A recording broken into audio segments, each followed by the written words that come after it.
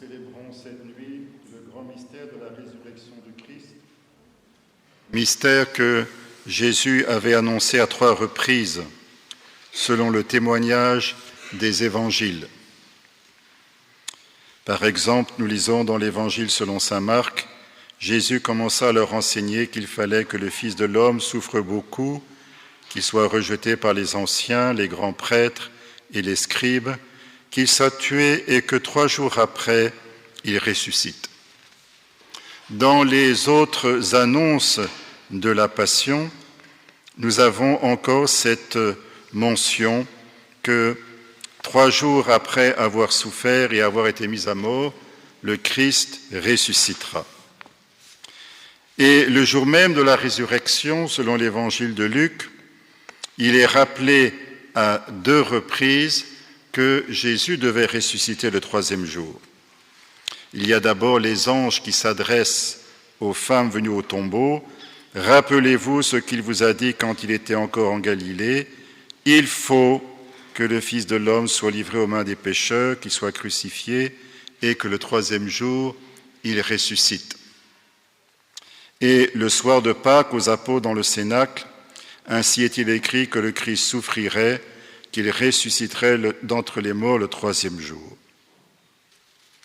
Alors je voudrais méditer ce soir sur cette affirmation répétée tant de fois par Jésus, 3 jours après sa mort, il ressuscitera. Affirmation qui a été reprise par saint Paul dans sa première épître aux Corinthiens, le Christ est ressuscité le 3e jour selon les Écritures. Et cette confession a été intégrée dans les 2 formes traditionnelles du credo. Par exemple, dans le credo de Nicée-Constantinople, nous confessons que le Christ est ressuscité le 3e jour selon les Écritures. Mais quelle peut bien être l'importance de cette affirmation si souvent répétée, le 3e jour? Certes, on peut dire que cela relève de l'histoire et c'est juste. Jésus est demeuré dans le sépulcre pendant 3 jours, selon la manière traditionnelle de compter les jours, en coutume chez les Juifs à l'époque. Une journée commencée comptait pour un jour plein et la fin d'une journée comptait elle aussi pour un jour plein. Et de même que nous confessons que Jésus a souffert et est mort sous Ponce Pilate, nous confessons aussi qu'il est ressuscité le 3e jour. Donc il y a incontestablement un enracinement historique. On mentionne parfois aussi une coutume juive ancienne selon laquelle un séjour dans un lieu devait dépasser 3 jours pour constituer un domicile légal. Ainsi, en quittant le tombeau avant la fin des 3 jours, Jésus aurait évité que celui-ci devint son domicile fixe, pour ainsi dire. Il est vrai que la mort ne pouvait pas le retenir en son pouvoir. On mentionne encore une autre croyance juive selon laquelle la décomposition d'un cadavre ne commençait qu'après le 3e jour. Il convenait donc que Jésus sortît du tombeau avant 3 jours pleins, à la différence de Lazare, qui n'est sorti que le 4e jour, alors que précisément dans son cas, la décomposition de son corps avait commencé. Alors ces explications ont leur intérêt, mais nous devons indubitablement aller plus loin, puisque, comme je l'ai rappelé, Jésus est ressuscité le 3e jour selon les Écritures. Cela ne relève donc pas d'un simple détail anecdotique, cela relève de la sagesse de Dieu. Et pour mieux comprendre celle-ci, nous devons nous tourner vers les Écritures, et en particulier l'Ancien Testament. Certes, nous l'avons fait depuis le début de cette veillée pascale en écoutant successivement cette lecture de l'Ancien Testament. Mais évidemment, il n'était pas possible de citer tous les textes pertinents, et d'autant moins que tout l'Ancien Testament, en un sens, parle du mystère de Jésus en termes voilés. Mais nous nous limiterons à ce seul point au cœur de notre propos.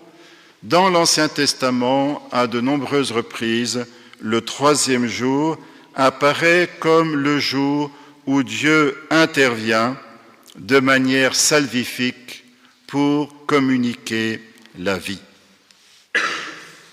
Nous avons entendu le récit du sacrifice d'Isaac au livre de la Genèse, quand Abraham a reçu l'ordre de Dieu d'immoler son fils.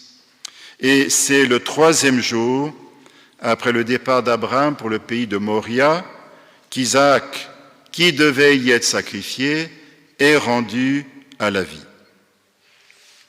Encore dans le livre de la Genèse, nous le disons que c'est le troisième jour que Joseph libère ses frères de prison. Il leur avait dit, voici l'épreuve que vous devrez subir. Par la vie de Pharaon, vous ne sortirez de ce pays que si votre plus jeune frère Benjamin vient ici. Envoyez l'un de vous chercher votre frère, mais vous resterez prisonniers. On va vérifier vos paroles. Est-ce la vérité? Sinon, par la vie de Pharaon, vous êtes vraiment des espions. Il les retint au poste de garde pendant 3 jours. Le troisième jour, il leur dit, faites ce que je vais vous dire, et vous resterez en vie, car je crains Dieu. Ce n'est pas seulement les frères de Joseph qui sont libérés de prison et qui sont comme rendus à la vie le troisième jour, c'est à partir de là aussi que toute la famille de Joseph, avec Jacob, son père, et Benjamin, son frère, toute la famille qui va être sauvée de la famine. Dans le livre de l'Exode, Moïse fit partir les fils d'Israël de la mer des roseaux. Ils sortirent en direction du désert de Sour. Ils marchèrent 3 jours à travers le désert sans trouver d'eau. Ils arrivèrent à Mara, mais ne purent boire l'eau de Mara car elle était amère. Le peuple récrimina contre Moïse en disant « Que boirons-nous » Alors Moïse cria vers le Seigneur, et le Seigneur lui montra un morceau de bois. Moïse le jeta dans l'eau, et l'eau devint douce. Toujours, selon le livre de l'Exode, c'est le 3e jour à partir de l'arrivée des Hébreux au mont Sinaï qu'est donnée la loi qui, d'après l'Écriture, est source de vie. Le psalmiste dit en effet « Jamais je n'oublierai tes préceptes, Seigneur, par eux tu me fais vivre ». Dans le livre de Josué, Dieu sauve de la mort les espions hébreux envoyés par Josué à Jéricho, en les faisant d'abord héberger par Rahab, la prostituée, puis en les cachant pendant 3 jours dans la montagne, pour qu'ils puissent rejoindre en sécurité le camp des Hébreux. Dans le 2e livre de Samuel, c'est le 3e jour que l'ange exterminateur, sur l'ordre de Dieu, fait cesser la peste qui frappait le peuple à la suite du recensement du peuple d'Israël, bien imprudemment ordonné par David. Dans le 2e livre des rois, c'est le 3e jour qu'Ézéchias, frappé d'une maladie mortelle, peut remonter au temple après avoir reçu la visite du prophète Isaïe, qui lui dit de la part du Seigneur « Retourne dire à Ézéchias, le chef de mon peuple, ainsi parle le Seigneur, Dieu de David ton ancêtre, j'ai entendu ta prière, j'ai vu tes larmes, je vais te guérir.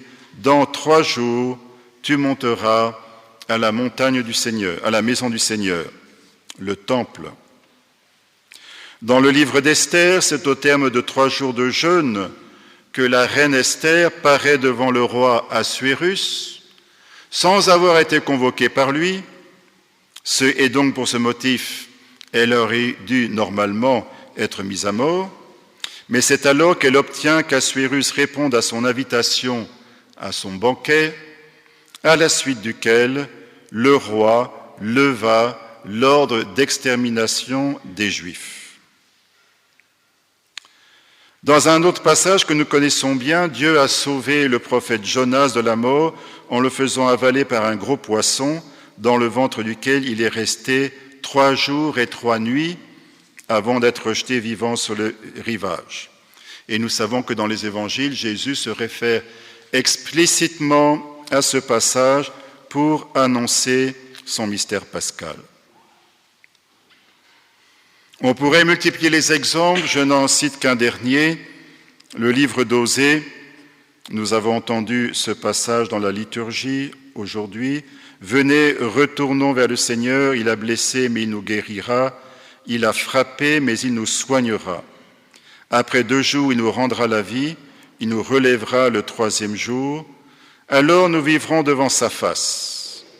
Efforçons-nous de connaître le Seigneur, son lever est aussi sûr que l'aurore. » Et de fait, le Targum a paraphrasé ce passage de la manière suivante. « Au jour du retour des morts à la vie, il nous ressuscitera et nous vivrons en sa présence. » Alors nous comprenons pourquoi la tradition juive, telle qu'elle s'exprime notamment dans le Midrash Genèse Rabbah, peut affirmer ceci: « Jamais le saint, béni soit-il, ne laisse les justes dans l'angoisse pendant 3 jours.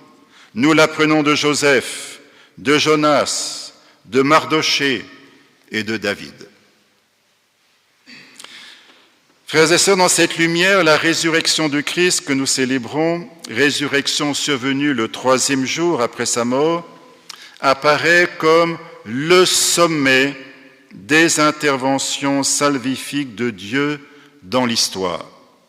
Selon la sagesse de Dieu, il fallait donc que la résurrection de Jésus se produisit le 3e jour, car jamais le saint, béni soit-il, ne laisse le juste par excellence dans l'angoisse pendant plus de 3 jours. Cela continue du reste après le Christ. Dans les Actes des Apôtres, par exemple, c'est le 3e jour de la tempête sur la Méditerranée que Paul donne l'assurance de la part du Seigneur que tous les passagers seraient sauvés du naufrage. Frères et sœurs, nous qui célébrons la résurrection du Christ le 3e jour, nous sommes nous aussi appelés à ressusciter le 3e jour. Bien sûr, dans notre cas, il ne faut pas comprendre cette affirmation à la lettre, au sens chronologique, mais de manière symbolique, comme le fait le chapitre 11 de l'Apocalypse. Dans ce passage, en effet, les 2 témoins qui portent la figure symbolique de l'Église qui rend témoignage à l'Évangile devant les nations, dans la grande ville, Babylone, les 2 témoins sont mis à mort par la bête au terme de leur mission. Quand ils auront achevé leur témoignage, la bête qui monte de l'abîme leur fera la guerre, les vaincra et les tuera. Et leurs cadavres sur la place de la grande ville, qu'on appelle au sens spirituel Sodome ou Égypte, là où leur Seigneur fut crucifié. De tous les peuples, tribus, langues et nations, on vient regarder leurs cadavres pendant 3 jours et demi, sans qu'il soit permis de les mettre au tombeau. Mais après ces 3 jours et demi, un souffle de vie venu de Dieu entra en eux. Ils se dressèrent sur le pied. Ils entendirent une voix venant du ciel qui leur disait « Montez ici ». Ils montèrent au ciel dans la nuée, sous le regard de leurs ennemis. Ce passage de l'Apocalypse montre que l'Église n'a pas d'autre chemin à suivre que celui du Christ. Comme le Christ, elle doit annoncer l'Évangile devant les nations. Comme le Christ, elle est persécutée. Comme le Christ, elle est appelée à vivre un mystère pascal de mort, de résurrection et d'ascension. Les 3 jours et demi évoquent à la fois, bien sûr, les 3 jours de Jésus dans le tombeau et en même temps, par une superposition d'images fréquente dans l'Apocalypse, les 3 ans et demi de la persécution d'Antiochus Épiphane qui était devenue le type même d'une persécution religieuse intense. Alors, frères et sœurs, nous sommes en ce sens appelés, nous aussi, à ressusciter au bout de 3 jours. Nous devons mourir au péché pour renaître à la vie divine, comme nous l'a dit saint Paul dans la lecture de l'épître aux Romains que nous avons entendue avant l'Évangile. Alors engageons-nous pleinement sur ce chemin, afin de connaître nous aussi la puissance salvifique de Dieu qui pour nous se révélera le troisième jour, car jamais le saint, béni soit-il, ne laisse les justes dans l'angoisse plus de 3 jours.